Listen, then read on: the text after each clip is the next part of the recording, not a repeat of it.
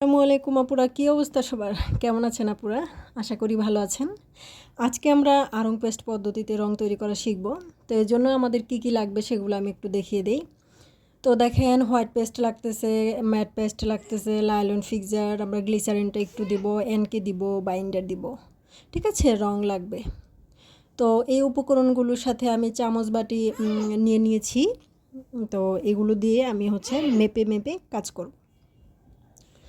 তো একদম ক্লাসটা পুরো শেষ পর্যন্ত থাকবেন, সুন্দর করে কাজটা দেখবেন এবং নিজেরাও প্র্যাকটিস করবেন।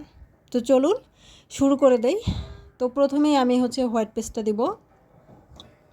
হোয়াইট পেস্টটা আমি এখানে 1 চামচ দিয়ে দিব। আমি 1 চামচ পরিমাণের জন্য আমি এখানে তৈরি করব। তো আমরা সব কেমিক্যাল মোটামুটি 1 চামচের মতো করেই নিব। তো প্রথমে হোয়াইট পেস্ট নিয়ে নিলাম, তারপর আমি এনকে বাইন্ডার এগুলো 1 চামচ করে নিয়ে নিব। ঠিক আছে, দেখেন বাইন্ডার হোয়াইট পেস্টটা আমি নিয়েছি 1 চামচ।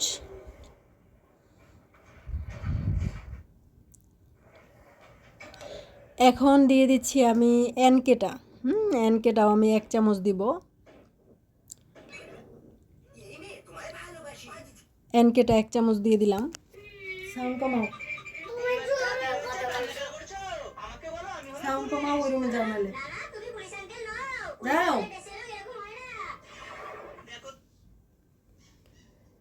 তো এনকে এবং বাইন্ডার এই দুটো 1 চামচ করে দিয়ে আমি সুন্দর করে মিশিয়ে নিব।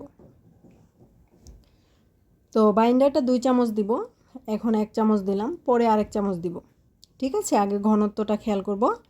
ঘনত্ব যদি মানে মোটামুটি একটু ঘন হয় তাহলে আমরা বাইন্ডারটা পরে আরও অ্যাড করব। ঠিক আছে, বাইন্ডারটা বেশি দেওয়া যাবে, কোনো সমস্যা নাই। তো বাইন্ডারটা আপাতত 1 চামচ দিয়ে সুন্দর করে এটাকে আমরা মিশিয়ে নিচ্ছি। ঠিক আছে, আমরা সবাই এভাবে সুন্দর করে মিশিয়ে নিব। এটাকে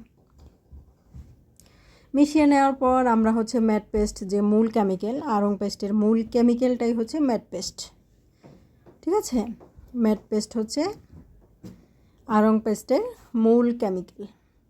এইটা দেওয়ার কারণে এটাই মূলত হোয়াইট পেস্টের থেকেও মানে এটা বেশি সাদা। যেমন সাদা রঙটা যদি তৈরি করেন, ধরেন হোয়াইট পেস্ট দিয়ে যে সাদাটা তৈরি করবেন, ম্যাট পেস্ট দিয়ে আপনি যদি সাদা রং তৈরি করেন তাহলে কিন্তু আরও বেশি সাদা আসবে, আরও বেশি সাদা আসবে। ঠিক আছে, দবদবে সাদা আসবে।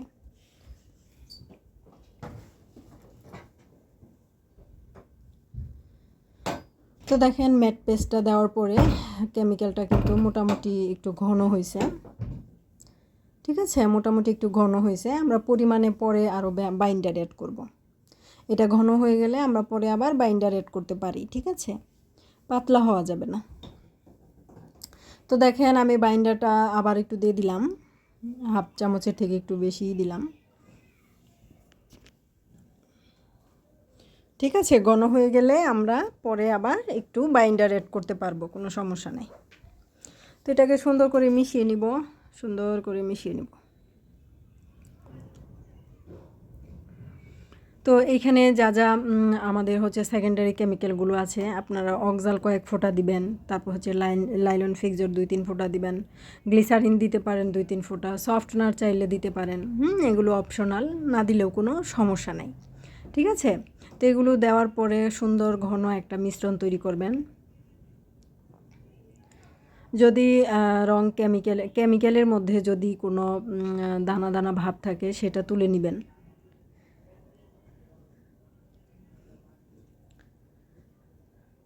ঠিক আছে, এরপরেও যদি মনে হয় যে এই কেমিক্যালটা বেশি ঘন ঘন লাগতেছে তাহলে আরেকটু বাইন্ডার পরে অ্যাড করবেন। ঠিক আছে, এভাবে একটা ঘন পেস্ট তৈরি করব আমরা। ঘন পেস্ট তৈরি করে এখানে আমরা র কালারটা দিব। তো আমরা কি জানলাম, আমরা আড়ং পেস্ট পদ্ধতিতে মূল কেমিক্যাল আমাদের ম্যাট পেস্ট। ম্যাট পেস্ট কিনলে আমরা একটা শুধুমাত্র ম্যাট পেস্ট যদি আপনারা কিনেন তাহলে একটা দপদপে কালার তৈরি করতে পারবেন। হ্যাঁ, ঠিক আছে, কিছু কিছু কালার হোয়াইট পেস্ট পদ্ধতিতে তৈরি করতে হয়, কারণ আমাদের গাঢ় কালার কাপড়ের জন্য কিন্তু আমরা হালকা রঙগুলো ব্যবহার যখন না করব, গাঢ় কাপড়ে গাঢ় রং তৈরি করার জন্য আমরা কি করব তখন তখন অবশ্যই আমাদের আড়ং পেস্ট পদ্ধতি ব্যবহার করতে হবে। তো প্রথমে আমি হাফ চামচের মতো রং দিয়ে দিলাম। ঠিক আছে, এইটা আস্তে আস্তে করে আমি হচ্ছে একটু পরিমাণে একটু বেশি দিব। 1 চামচ বা 1-1.5 চামচ রং আমি এখানে মিশাবো। মেশানোর পরে আমার হচ্ছে সুন্দর একটা টকটকে একটা লাল কালার তৈরি হবে। তো প্রথমে হাফ চামচ দিলাম,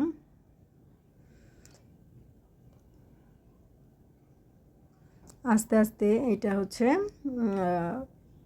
একটু একটু করে রং দিবেন, আর হচ্ছে এটা লাল হবে।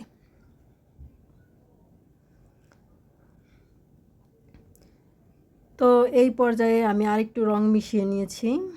এখন এটাকে আমরা একটা টুকরা কাপড়ে ব্লক প্রিন্ট করার জন্য এটাকে আমি রেডি করব। ঠিক আছে, ডাইসগুলো আমি পাশে রেখেছি, ডাইস এবং হচ্ছে ব্লকের ট্রে, কম্বল এগুলো রেডি করে তারপর হচ্ছে এই রঙটা প্রস্তুত করে নিব আমি।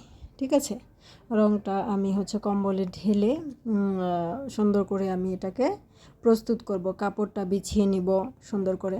ঠিক আছে, এইভাবে আমরা গুছিয়ে কাজগুলো সব সময় করব। তো এইখানে হচ্ছে লাল লাল কালারটা মূলত তৈরি করলাম। ঠিক আছে, আড়ং পেস্ট পদ্ধতিতে আপনারা যে লাল টকটকে লালটা পাবেন, হোয়াইট পেস্ট পদ্ধতিতে সেই লাল কালারটা আপনারা পাবেন না। ঠিক আছে, এই বিষয়টা বুঝতে গেলে আপনাদেরকে হাতে হাতে কাজ করতে হবে। হাতে হাতে যখন করবেন দেখবেন যে হোয়াইট পেস্ট পদ্ধতিতে লাল রং করা যাচ্ছে না, তো তখন দেখবেন যে ম্যাট পেস্ট প্রয়োজন। ম্যাট পেস্ট হলে আপনারা হচ্ছে সুন্দর করে লাল টকটকা রং তৈরি করতে পারবেন। তো আশা করি বুঝতে পেরেছেন। তো আমি একটা ছোট সাদা টুকরা কাপড় নিয়ে নিলাম। এখানে দেখেন আপনাদের ছাপ বসায়ে দেখাবো, লাল কালারটা দিয়ে ছাপ বসাবো।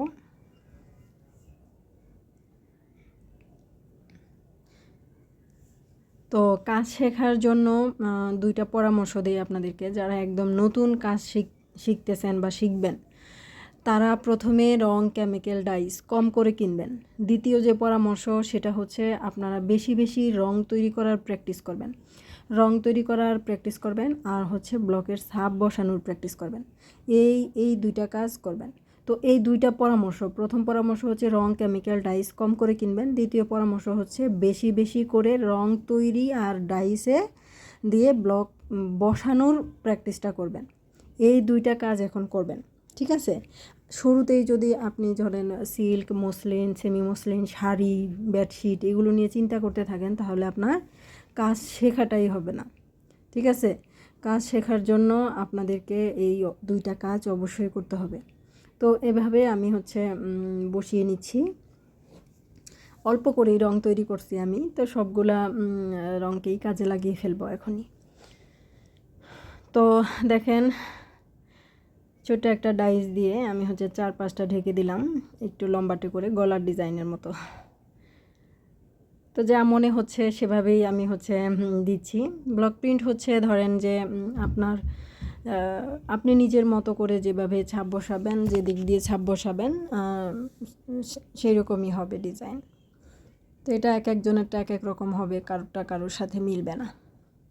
ডাইসের ডিজাইন যেমন মিলে না কারোরটার সাথে কারোরটা, তেমনি কাপড়ের ডিজাইনগুলোও কিন্তু এক একজনেরটা এক এক রকম হবে। তো যেভাবে ছাপ বসিয়ে নিতেছি আমি, তো এটা কিন্তু আমার একদম টকটকা লাল আসছে, টকটকা লাল। তো একদম কাছ থেকেও দেখিয়ে দিব, সমস্যা নাই, কাছ থেকেও দেখিয়ে দিব। ছোটো বুটা ডাইস দিয়ে ফাঁকা জায়গাটা আমি ভরে দিব। এটা জাস্ট আপনারা কাজ শেখার জন্য টুকরা কাপড়গুলো ইউজ করতে পারেন। হ্যাঁ, এরকম আহামারি কোনো ডিজাইন করতে হবে, ওরকম 3 পিসের কালেকশনের ডিজাইন করতে হবে, এই চিন্তা ভাবনা মাথায় নিয়েন না। শুধু টুকরা কাপড়ে ধরেন হাফ গজ কাপড়ে আপনি 2বার করবেন, হাফ গজ কাপড়ে 4বার করবেন।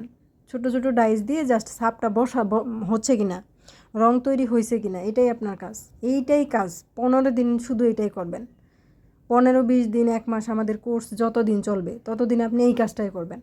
কোর্স শেষ হইলে তারপর আপনি হচ্ছে রেডি কাপড় আমি বলে দিব যে আপনারা এবার 3 পিস করেন, শাড়ি করেন বা বেডশিট করেন, যে যেটা পারেন।